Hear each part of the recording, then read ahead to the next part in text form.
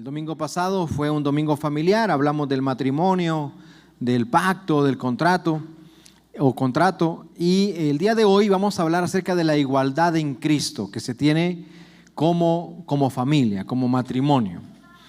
El otro domingo vamos a hablar acerca de ya un tema acerca de la Escuela Bíblica de Vacaciones, cómo proteger a nuestras familias de todas estas influencias del mundo, ¿verdad? Y también el último domingo de agosto vamos a hablar, ya dando la clausura de la Escuela Bíblica de Vacaciones, también de esto de la influencia, ¿no? del mundo y cómo evitarla. Hemos tenido esta serie de temas. Voy a dar una pequeña introducción para luego tener una lectura del pasaje que usted ya tiene listo ahí en su Biblia. ¿Por qué? Porque debemos leer, hermanos, este capítulo no a la luz de nuestro tiempo, sino a la del siglo I, cuando fue escrito, 1 Corintios capítulo 11.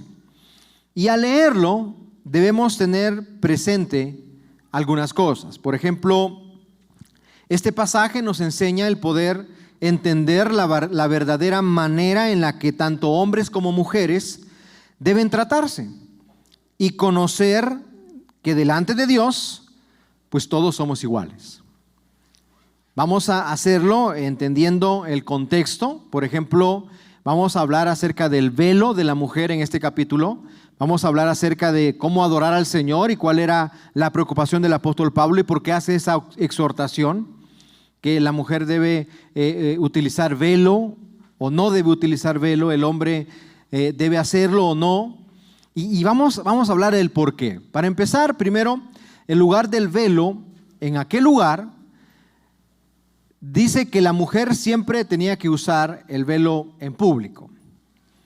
El velo era una señal de inferioridad. Recuerde, hermano, estamos hablando de entenderlo a la luz del siglo I, no de este siglo, no de este tiempo. Era una señal de inferioridad, pero también era una señal de protección.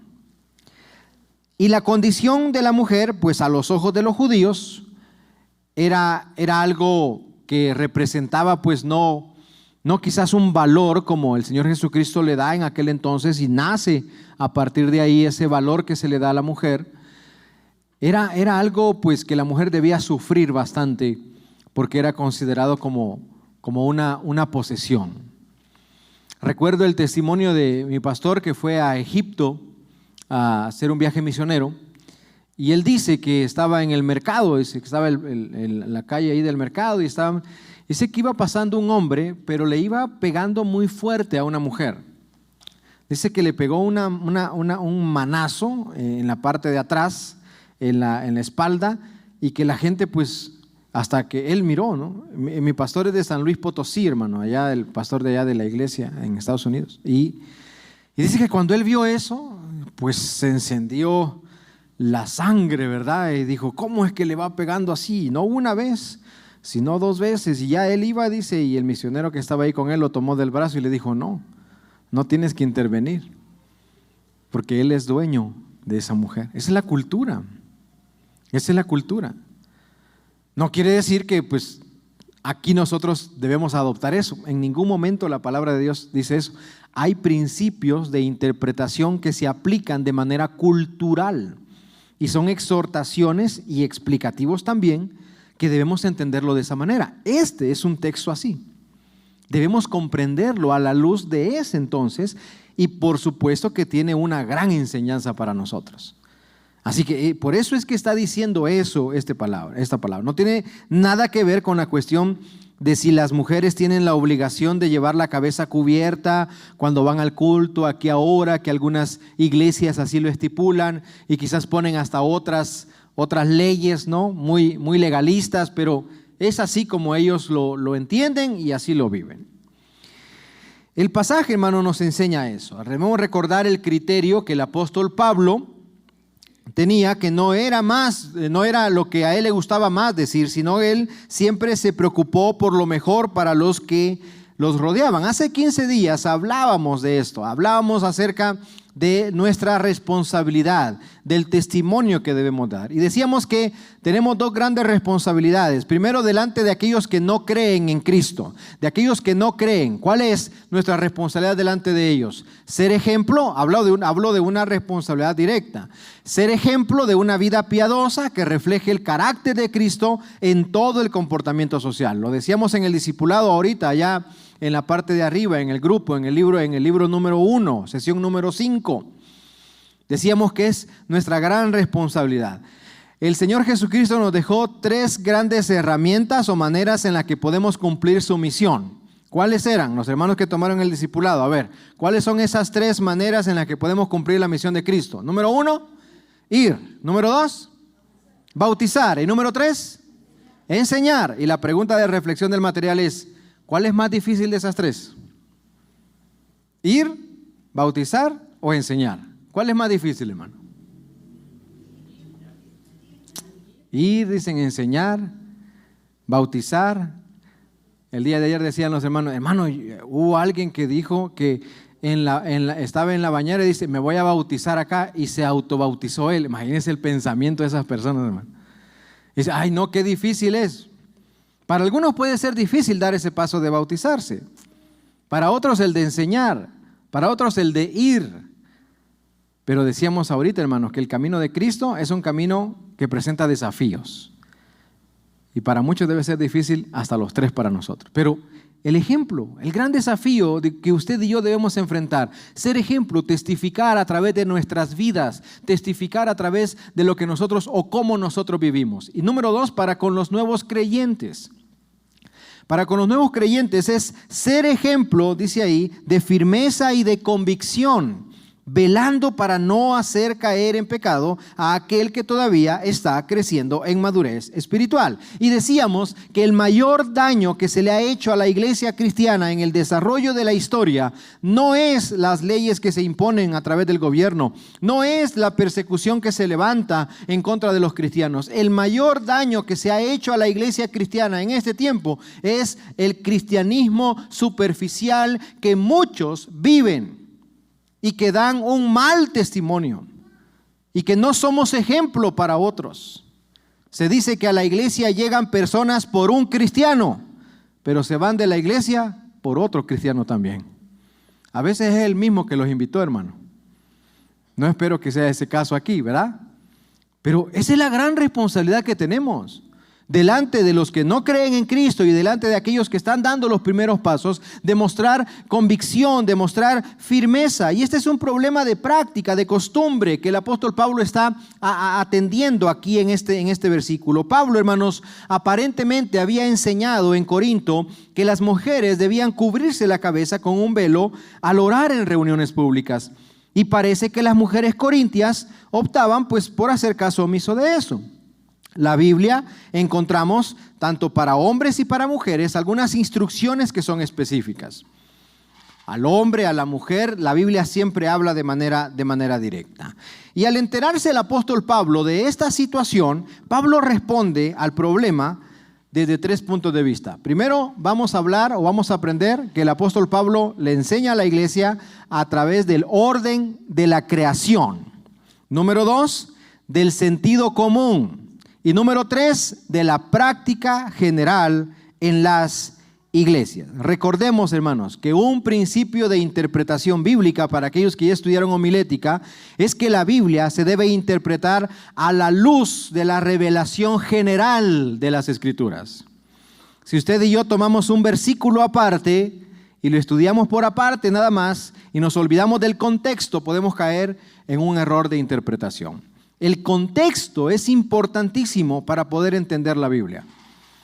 Debemos leer siempre antes, siempre después de lo que nos está hablando. Y es importante que usted y yo comprendamos esto desde este punto de vista. Porque en el versículo 18, ya vamos a leer el pasaje, en el versículo 18 dice, cuando os reunís como iglesia. Y el problema específico se describe en el versículo número 5. Usted tiene el pasaje ahí abierto conmigo. Dice, pero toda mujer que ora o profetiza con la cabeza descubierta, afrenta su cabeza, porque lo mismo es que si se hubiese rapado. Ese era el problema específico que el apóstol Pablo está atendiendo en la iglesia de Corinto. ¿Por qué Pablo le está prestando atención a esta situación? ¿Sabe por qué? Porque hay una importancia en nuestra adoración personal. Y a Dios le interesa cómo adoramos en comunidad, pero le interesa más cómo adoramos de manera personal. Es cierto que nosotros podemos adorar a Dios donde quiera que estemos, hermanos, pero como seres humanos hemos permitido que sea un lugar nada más. Hermano, aquí venimos como comunidad a adorar a Dios. Por ahí publicaba un pastor amigo mío la semana pasada. El día lunes lo publicaba él. Dice, ayer fue domingo de iglesia. Hoy lunes es domingo de ser iglesia. De eso se trata, hermano. Que podemos adorar, que podemos glorificar a Dios donde quiera que estemos. Porque a Dios le interesa la adoración que usted y yo le damos. Por eso en la Biblia encontramos grandes instrucciones en la manera como usted y yo podemos adorar a Dios. Hemos estudiado en el libro de los Salmos toda esta serie de enseñanzas en las que vemos cómo el rey David, por ejemplo, que escribe la mayoría de los Salmos, expresa su adoración a Dios. La pregunta es, ¿cómo estamos adorando nosotros? No es nada más alzar las manos, no es nada más cantar, no es nada más el domingo. ¿Cómo estamos adorando al Señor a través de nuestras vidas? Eso era lo que interesaba al apóstol Pablo. No tanto el velo, más adelante él lo va a decir, ya vamos a leer el pasaje. No tanto si tiene el pelo largo o corto, no tanto si tiene el velo así, la mujer se lo pone, no. A Pablo le interesaba la calidad de adoración que como cristianos estamos dando a Dios. Y eso es lo importante para nosotros el día de hoy. Porque hay tantas modas teológicas por ahí que puede parecer correcto, pero no es una adoración correcta delante de Dios. En términos generales, adoramos a Dios donde quiera que nos encontremos. Y por eso cuando nos reunimos como iglesia, para adorar existe un orden en donde todos participamos y tengamos la oportunidad de la adoración a nuestro Dios. Y Dios ha hablado, hermanos, durante ese tiempo. Mire, no nos programamos nosotros para que el discipulado hable de ese tema tal día y que coincida con 1 Corintios capítulo 11 y que recorramos la cena del Señor para que podamos hablar de eso. Nosotros no lo organizamos así. Es bien bonito cuando encontramos que la Biblia va hablando a la iglesia y a nuestro corazón conforme la Biblia quiere hablarnos a nosotros, hermanos. Y hemos hablado de este tema desde el día sábado. Hoy y luego el tema ahora está hablando acerca de ese orden, porque lo primero que hace Dios en la vida de una persona y en la vida de una iglesia cuando Él reina es que hay orden, hermano. Vea la vida de alguien que no tiene a Dios en su corazón, hay desorden. Vea la vida de alguien que no quiere nada con Dios, vive una vida desordenada. No tiene en orden sus prioridades, no sabe a qué le está apuntando en la vida, anda como chapulín ahí saltando y saltando y saltando y no sabe qué quiere alcanzar. Pero alguien que se deja guiar por el Señor y la sabiduría está en su corazón y en su mente, tiene orden en su vida. Tienen orden sus objetivos, tienen orden sus metas. Es bien bonito, hermano, cuando usted se sienta y dice, voy a hacer mi orden del día, voy a hacer mi orden de actividades. Y eso, hermano, nos permite no desenfocarnos, no estar apuntando para allá o que nos distrae. No, yo sé lo que estoy haciendo y qué quiero alcanzar en la vida. Eso es lo que hace Dios. Por esa razón, cuando nos reunimos como iglesia, debe existir un orden. Una liturgia debe guardarse cuando, por ejemplo, celebramos la cena del Señor. Se debe cuidar cuando adoramos, cuando cantamos, cuando alabamos. Más adelante el apóstol Pablo lo va a decir. Dice, si alguien quiere hablar, si alguien quiere profetizar, si alguien quiere decir esto, que todo se haga, ¿cómo dice? En orden. ¿A cuántos nos gusta el orden aquí? ¿Amén? ¿Cuántos batallamos con llevar el orden? ¿Sí? ¿Los que no levantaron la mano? Se dice, ahorita estamos hablando acerca de pastor ordenado o pastor desordenado. Así que también hay cristianos desordenados y ordenados. Los vamos a ordenar, hermano. Amén. Es difícil, hermano, eso, pero es lo mejor. Qué satisfacción da cuando usted dice, voy a ordenar ahora. Ay, aquella destrucción que parece la bomba de Hiroshima de aquel entonces en su cuarto, ¿no? En su habitación, y usted lo ve todo ordenado. Y encuentra ahí lo que se había perdido. Ah, mira, aquí está, ¿no? Aquí está el arete que se me perdió, ¿no? Aquí está la carta de su ex que le regaló, ¿verdad? Aquí está esto, aquí está lo otro, y comienza a encontrar, porque eso es un resultado del orden, y lo mismo pasa en nuestras vidas.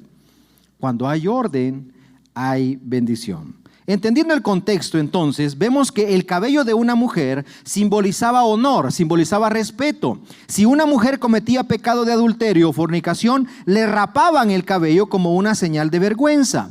Si nos quedamos, hermanos, en estos versículos primero, tendemos a tomar partidismos, creyendo que se disminuye el ser de la mujer delante del ser del hombre.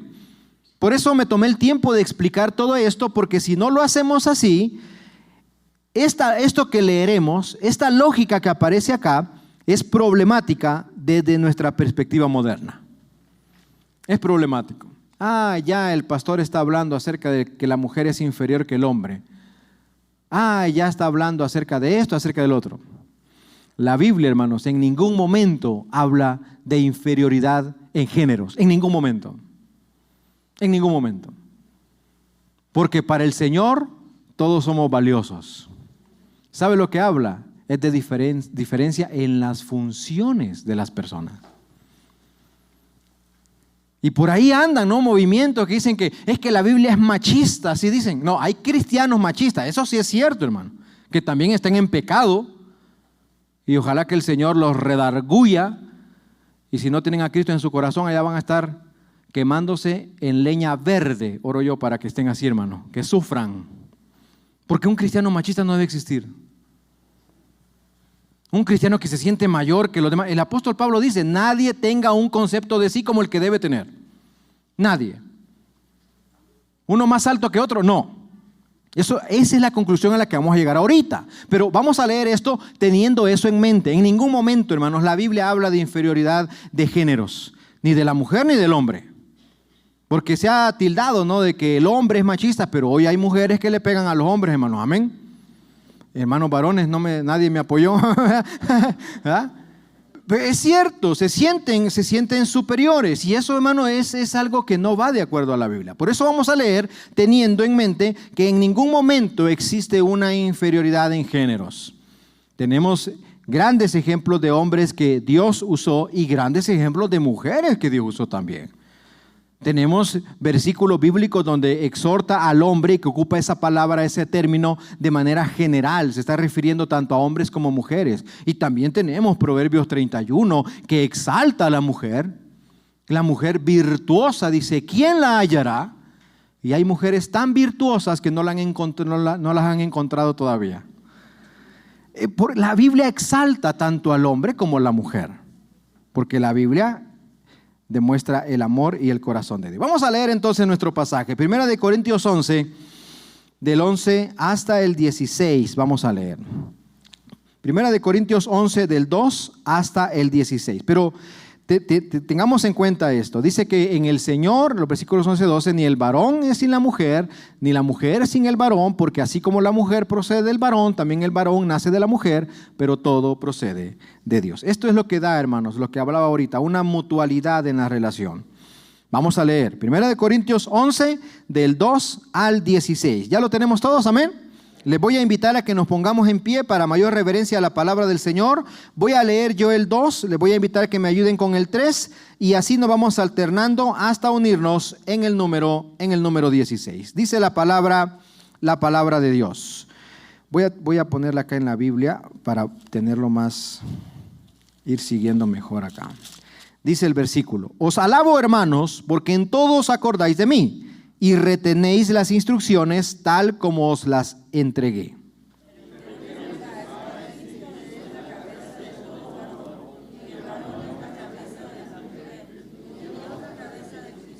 Todo varón que ora o profetiza con la cabeza cubierta afrenta su cabeza.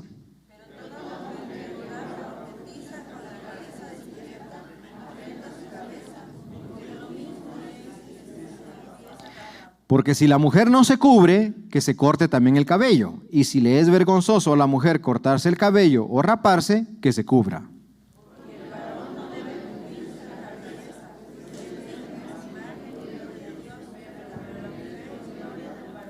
Porque el varón no procede de la mujer, sino la mujer del varón.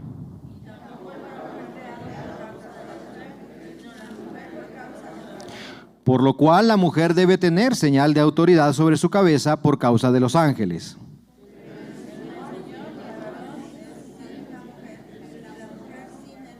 Porque así como la mujer procede del varón, también el varón nace de la mujer, pero todo procede de Dios.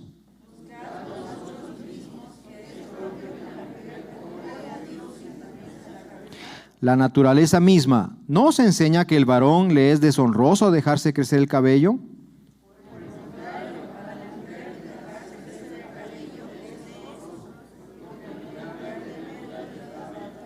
Juntos el 16. Con todo eso, si alguno quiere ser contencioso, nosotros no tenemos tal costumbre ni las iglesias de Dios. Vamos a orar. Señor, te damos gracias por este pasaje de las Escrituras, Señor, que nos permites estudiar. Permite, Dios, que nuestro corazón y nuestra mente continúen receptivos a tu palabra, Señor, y que todo lo que se hable sea para honra y gloria de tu nombre. Gracias, Señor, por esta oportunidad que nos das de estudiar juntos. En Cristo Jesús oramos. Amén y amén. Pueden tomar su lugar, hermanos. Ya leímos el pasaje, ya entendemos, dimos la introducción para que podamos leerlo desde el punto de vista de aquel entonces. Porque si hoy, hermanos, llegamos a este versículo y usted usa playeras con ese versículo acá, lo linchan, ¿no? Usted publica, nadie publica esta clase de versículos en las redes sociales porque hay muchas ideas en contra por falta de una comprensión correcta a la interpretación bíblica, por falta de un estudio profundo. Hoy en día hay muchos lugares, en muchas iglesias, en muchos grupos religiosos, en donde todavía tienen a la mujer como algo inferior al hombre. En muchos, hermanos. No le permiten pasar al frente, no le permiten enseñar, no le permiten participar, no le permiten hacer esto, no le permiten hacer lo otro. Y muchas mujeres siguen en esos lugares.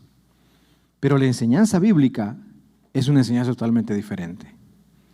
Es una oportunidad que tenemos, hermanos, de tener esta enseñanza aplicada al día de hoy, pero con la esencia verdadera de una interpretación correcta. Lo primero que el apóstol Pablo hace para aclarar este malentendido en la iglesia corinta y para que nosotros lo entendamos también, es que él lo explica desde el orden correcto de la creación. Dentro del contexto que leímos, la palabra cabeza que ocupan estos versículos no debe entenderse como jefe, no debe entenderse como gobernante, sino que esa palabra da como interpretación o un significado a que es una fuente o un origen. Eso es lo que quiere decir esa palabra aquí en el contexto. Es una fuente, es un origen, es de dónde proviene.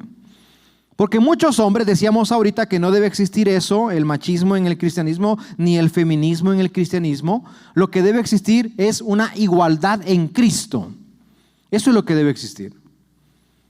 Porque muchos hombres toman esta clase de versículos y dicen, mira, aquí dice que tú debes vivir bajo mi autoridad. ¿Y qué clase de autoridad es la que el hombre está dando? Cuando el hombre, hermanos, o cuando cualquier persona demanda una autoridad donde está, es porque ya la perdió. Es que aquí yo soy el que manda, no manda él. Es que aquí yo soy el jefe, no es el jefe usted. Usted quiere mandar, usted quiere ser el jefe. Es que aquí mi mujer hace lo que yo digo. ¿Le decimos o que se dé cuenta solito? No. Hay muchos errores. ¿Por qué? Porque llegamos a malentender esta clase de enseñanzas. Debe ser claro, hermanos, que este texto no se presta para insistir equivocadamente en que el hombre es cabeza de la mujer en el sentido de un mandamás, en el sentido de alguien que se cree un jefe, sino que en la creación el hombre representa el origen de la mujer. Son dos cosas distintas, hermano. ¿Cómo fue creado el hombre? Nace de Dios y dice Dios, haré al hombre a imagen y semejanza. Y dice que tomó tierra y formó al hombre, de manera directa a Dios. Y cuando Dios hace a la mujer, dice que pone al hombre a dormir profundamente Por eso los hombres dormimos profundamente, porque es de Dios, hermanos, amén. Y dice que ya dormido profundamente, tomó su costilla, una de sus costillas, y formó a la mujer. Entonces, Dios forma al hombre y Dios forma a la mujer a partir del hombre. Por eso está hablando del origen, de dónde proviene. El apóstol Pablo ocupa esa palabra y ha llegado hasta malinterpretarse porque la adoptan hombres que quieren ser o quieren parecer jefes o gobernantes en su familia. Y eso no existe, hermanos, en el cristianismo. No existe. La diferencia que hay es en funciones. Ya vamos a llegar a eso. No debe usarse este texto para implicar que la mujer es inferior al hombre en sentido alguno. Aunque vivimos, hermanos, en un contexto machista, el cristiano, tanto hombres como mujeres, no deben regirse por lo enseñado en la cultura, sino bajo los principios teológicamente sanos. Así es como debe vivir un cristiano. No de acuerdo a lo que dicte la cultura, sino que de acuerdo a los principios que la Biblia enseña. Lo vamos a ver el próximo domingo, el siguiente domingo, cuando hablemos acerca de la influencia del mundo en la sociedad. ¿Cómo debe vivir el cristiano cuando está enfrentando eso? La cultura es cambiante, hermano. Sencillamente tenemos un gran ejemplo. Nosotros aquí en Oaxaca, usted va a otro pueblo y cambia totalmente la manera en la que se saludan, la manera en la que hablan, hasta la comida, la manera en la que se visten. No se diga que usted va a otro estado, hermano. Es algo que me encantó a mí de México acá, que usted toma un autobús, va manejando y 4 o 6 horas y usted está viviendo otro mundo, hermano, totalmente diferente. Algo que yo no experimenté en mi país. Usted cruza El Salvador en 4 horas y media, hermano, entrando por Guatemala y saliendo hasta Honduras. 4 horas y media lo cruza. Aquí en Oaxaca, mi país, cabe 2 veces. Y allá, hermano, es una cultura y así vivíamos. Usted viaja y está en otro país, pero aquí, hermano, está en el mismo país, diferente cultura, por una variedad de cultura por los estados, por lo que implica México, y es hermoso eso. Pero como cristianos no debemos regirnos por la cultura, debemos regirnos por los principios bíblicos. No estoy diciendo que la cultura es mala, es muy buena la práctica, pero estoy diciendo aquello que viene a contaminar esa cultura. Aquello que viene a contaminar, aquello que ya está establecido. Y hermano, y el día de hoy hay mucho engaño en eso. Pero los principios bíblicos no cambian. Debemos vivir bajo los principios teológicamente sanos. Entonces vemos que según la creación, la mujer es gloria del varón, por eso dice el versículo así, y el varón es gloria de Cristo. En ningún momento está hablando de autoridad, en ningún momento. Cuando habla acerca del velo, culturalmente, hermanos, el velo significaba lo que significa nuestro anillo de bodas. Que la mujer estaba casada, quería decir que la mujer estaba soltera, que la mujer estaba viuda, daba esa señal. Por esa razón era importante en aquel entonces lo del velo, y aquí también lo debemos aprender. No hay ningún problema para el apóstol Pablo en que las mujeres participen activa y vocalmente en el culto público. En muchos lugares se enseña que eso no debe ser, pero no. Parece que no leen la Biblia o que su interpretación no es bíblica y a muchos así viven. Según la costumbre judía, a las mujeres adúlteras se les rapaba el pelo. Y siendo así, bueno, es fácil ver cómo el apóstol Pablo insistía en el que la vestimenta de las mujeres en la iglesia de Corinto fuera diferente. Para cuidar, hermano. Decíamos en el discipulado que es mejor que nos tilden o pecar de estricto a que caigamos en una liberalidad, hermano. Todos nosotros quizás somos frutos de un padre estricto, de una madre estricta, y gracias a Dios por eso. De la escuela a donde usted estudió, al maestro que más recuerda es al estricto, al que le demandó, al que le ayudó, al que le desafió a ser mejor. Así es. ¿Por qué? Porque eso fue lo que nos bendijo, hermano. Es mejor a ese lugar, porque si no caemos en una liberalidad que viene a contaminar, y eso es lo que está pasando el día de hoy alrededor nuestro. en la sociedad y en el mundo. El contexto de aquel entonces era cubrirse la cabeza con el velo. Decía que estaba sujeta a un hombre o casada a un hombre o a su esposo. Estar con la cabeza descubierta decía que era una mujer rebelde, una mujer hasta que practicaba la prostitución. El cabello en la mujer era señal de gloria y honor para ella, por eso no debía cortarlo, y el cortarlo implicaba deshonra y desgracia. El raparse la cabeza era castigo por adulterio y también era símbolo de esclavitud. ¿A qué se refiere entonces todo esto, hermano? Se refiere a los grados de autoridad y grados de superioridad que se deben cuidar dentro de la iglesia cristiana. En ningún momento está hablando acerca de inferioridad, porque Dios, hermanos, ha creado grados de autoridad a fin de que su creación funcionara normalmente. Sin embargo, deben existir grados de autoridad aún en el matrimonio. No deben existir grados de superioridad. Cuando hablamos de grado de autoridad, está hablando de responsabilidades, está hablando de funciones. Cuando usted da responsabilidad a alguien, usted le da autoridad a esa persona. Cuando usted le da autoridad a alguien y ese alguien que tiene autoridad, pero no le da responsabilidad, usted tiene un peligro en su trabajo. Usted tiene que dar los dos. Van de la mano. Si da autoridad, de responsabilidad. Y si es responsable, de la autoridad. Y va a ser bien encaminado. Se habla acerca de eso en esta función. No está hablando acerca de que debamos practicar lo que ellos hacían culturalmente. En ningún momento hace eso.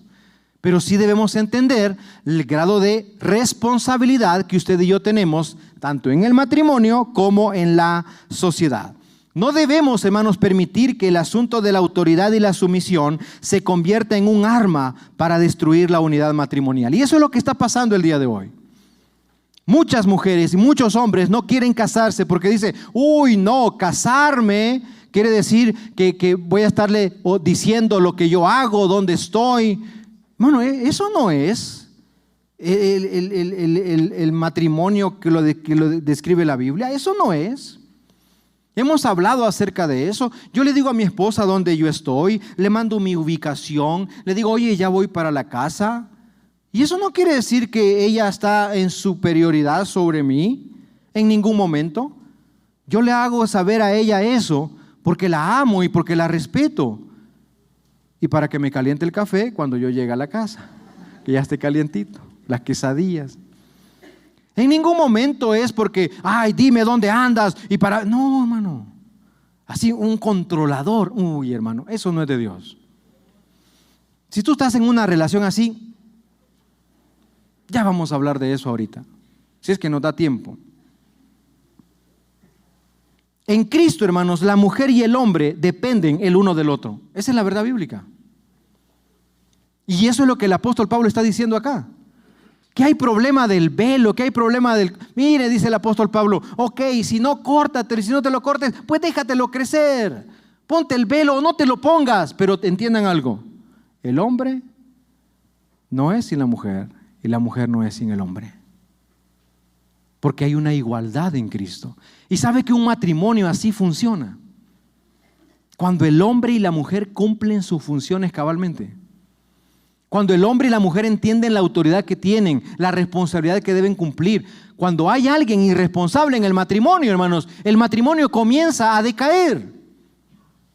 Cuando hay alguien irresponsable en la compañía, en el trabajo, ay, hermano, a mí me chocaba eso cuando yo trabajé allá en una fábrica donde envasábamos los perfumes. Y usted tiene toda clase de amigos. Almorzábamos a las 11:30 de la mañana y luego íbamos otra vez a la bodega y ahí tenían mis amigos un cartón, es la cama, dice, para reposar la comida. Salíamos hasta la 1:30. Los flojos, ya iba a decir otra palabra, pero creo que es mala palabra aquí.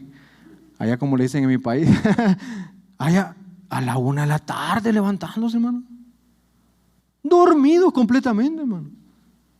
Ay, hermano, no se junte con el flojo, hermano, porque contagia eso. Cuando usted va manejando, hermano, su copiloto debe ir despierto, amén. No vaya a ser como mi copiloto que duerme como 3-4 horas. ¿Por qué? Porque contagia eso o no. contagia. Bueno, debemos cuidar eso. Cuando en el matrimonio los dos cumplimos con la responsabilidad, entendemos, hermanos, que en Cristo el hombre y la mujer dependemos el uno del otro. Cuando el apóstol Pablo habla de la mujer como la gloria del hombre, no se está basando en Génesis 1:26 ni en Génesis 2 del 18 al 23. Vamos a ver lo que dice ahí, Génesis 2:23. Fíjese lo que dice. Dijo entonces Adán, lo leemos juntos, ayúdeme por favor, dice, dijo entonces Adán, esto es ahora hueso de mis huesos y carne de mi carne, esta será llamada varona, porque del varón, qué bonito versículo, ¿verdad? Qué hermoso versículo. Ahí es donde se crearon las vocales, hermano, porque dice que Dios le dijo, Adán, y Adán dijo, te tengo un regalito, le dijo.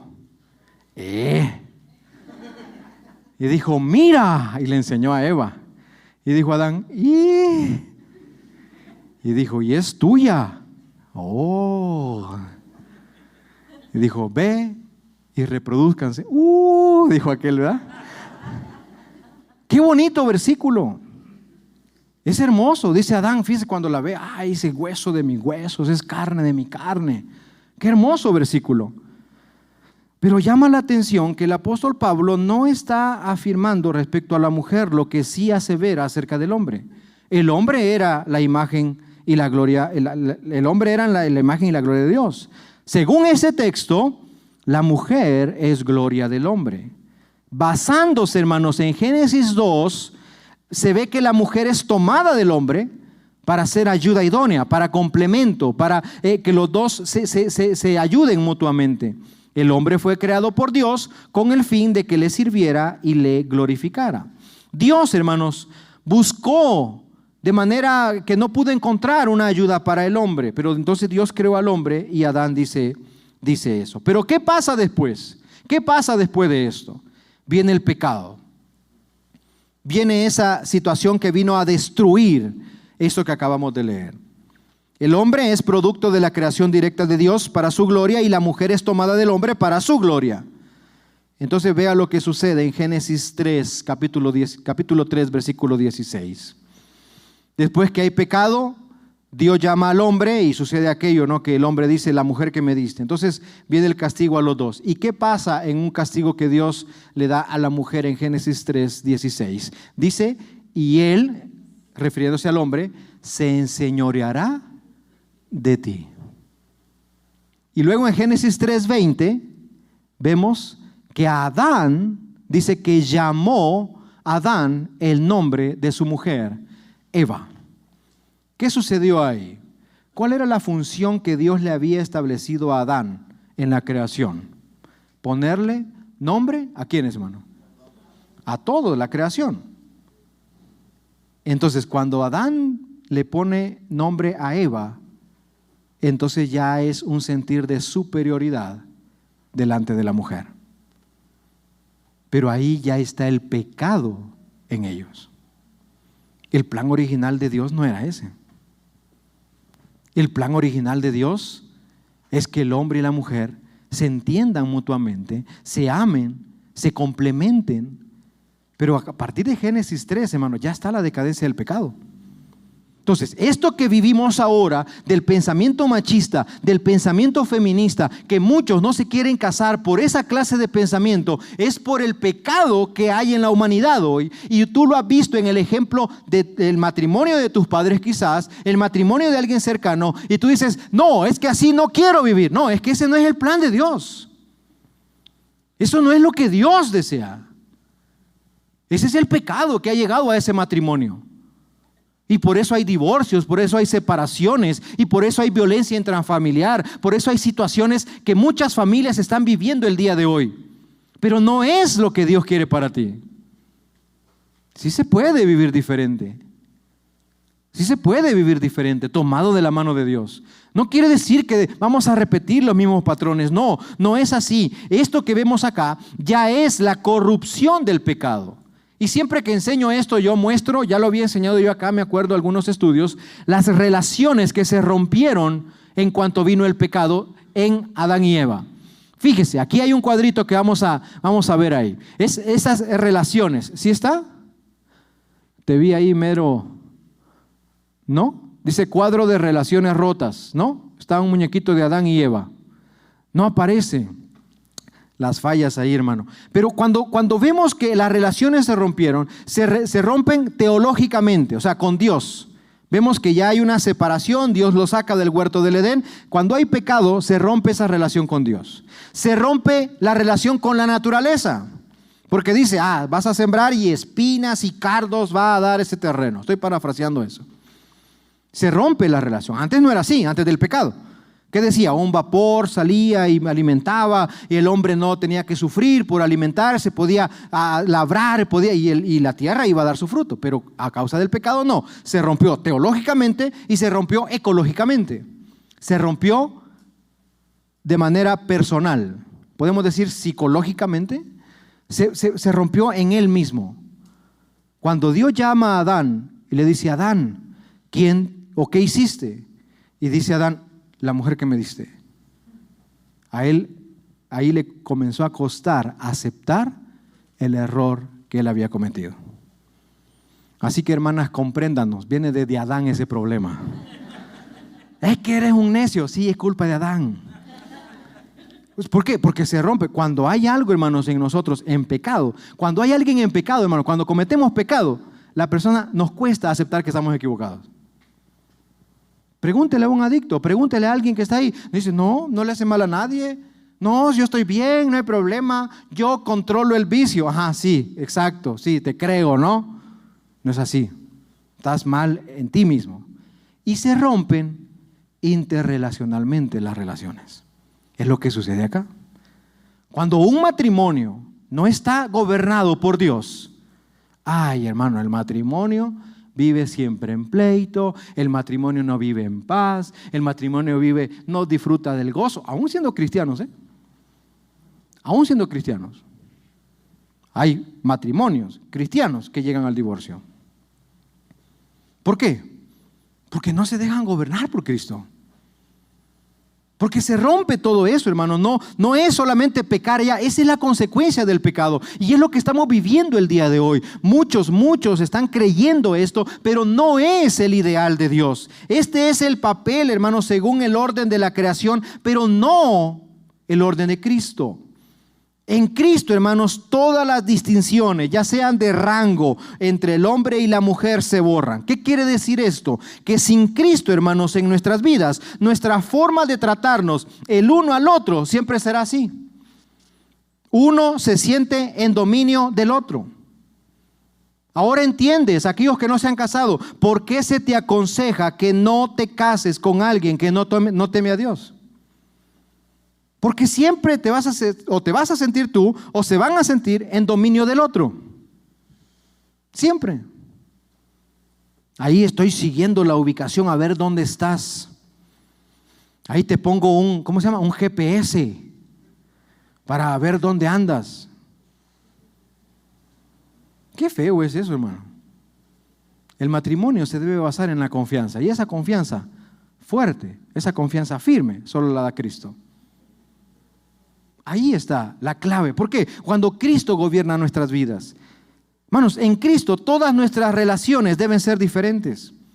Sin la mujer, dice Pablo, y su capacidad de concebir y dar a luz, no habría más hombres. Y sin el varón y su capacidad de engendrar, no habría más mujeres. Los dos son esenciales para la mutua existencia. Por eso está esta imagen, ¿no? Ahí que en las redes sociales que ponen a una pareja del mismo sexo en una isla y a una pareja heterosexual en otra. Y dice, 50 años después, hay 2 crucecitas en aquella isla. Y aquí, no hombre, ahí hay casa, hay tienda, hay familias, ¿no? Porque eso es el ideal de Dios. Pero hay inseminación artificial. ¿Y de dónde sacaron eso? ¿No de un hombre, ¿no? ¿De dónde? Sí, de años, sí, pero de un hombre. Está como aquel científico que dijo, que solo Dios puede crear hombre. Yo voy a crear un hombre. Yo lo voy a hacer, le voy a demostrar que a través de la ciencia lo voy a lograr. Dice que se agachó a juntar la tierra para formar el hombre y le dijo Dios, ¿Qué? ¿Voy a ser mi hombre? No, dice, primero haz tu tierra. Todo depende de Dios, hermano. Todo. Es que el orgullo, la soberbia del hombre nos ha llevado a creer, nos ha llevado a querer creer que el hombre o la mujer son más que el otro. Y no es así, hermano. Por eso el tema del sermón es la igualdad en Cristo. En el matrimonio ninguno es más que el otro, hermano. En la iglesia ninguno es más que el otro. Ninguno, hermano. Simplemente cumplimos funciones diferentes, llamados diferentes. Pero delante de Dios, todos somos iguales. ¿Qué tengo que hacer entonces para no caer en legalismos religiosos que en lugar de fortalecer el matrimonio, la familia y la iglesia resulta dañino en mis relaciones? Aquí están los consejos para concluir. Siempre es mejor pecar de estricto, hermanos, a no caer en un libertinaje que se muestre un cristianismo superficial. Nunca debemos olvidar que el hombre y la mujer estamos hechos el uno para el otro.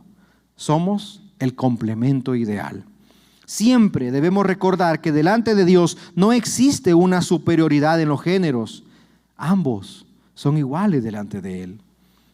Y no se olvide, hermano, de enseñar a los hijos el respeto que una pareja debe darse el uno al otro. Y notemos cómo termina el pasaje en el último versículo. Dice el versículo número 16, con todo eso, dice Pablo, o sea que con todo esto que estoy batallando, con todo esto que le estoy instruyendo, si alguno quiere ser contencioso, nosotros, dice, no tenemos tal costumbre, ni las iglesias de Dios. Es la conclusión de Pablo. ¿Para qué, hermano, perder tiempo en esa clase de discusiones? ¿Para qué? Si delante de Dios somos iguales todos. No hay lugar en la iglesia para personas contenciosas. No hay que discutir sobre cosas, hermanos, que no son de edificación.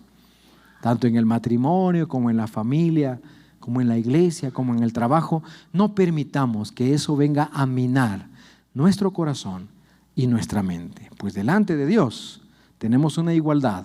Y delante de Dios es lo que vale que usted y yo somos hombres y mujeres para bien y que le demos la gloria y la honra a Él. Cierra sus ojos, incline su rostro y vamos al Señor en oración el día de hoy. Querido Dios, te damos gracias, Señor, por tu palabra. Gracias, Señor, porque sabemos, Dios, que delante de ti tenemos un valor inigualable.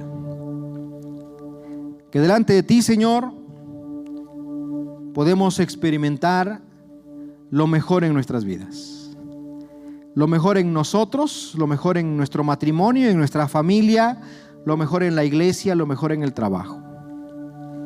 Gracias, Señor, por crearnos a imagen y semejanza tuya.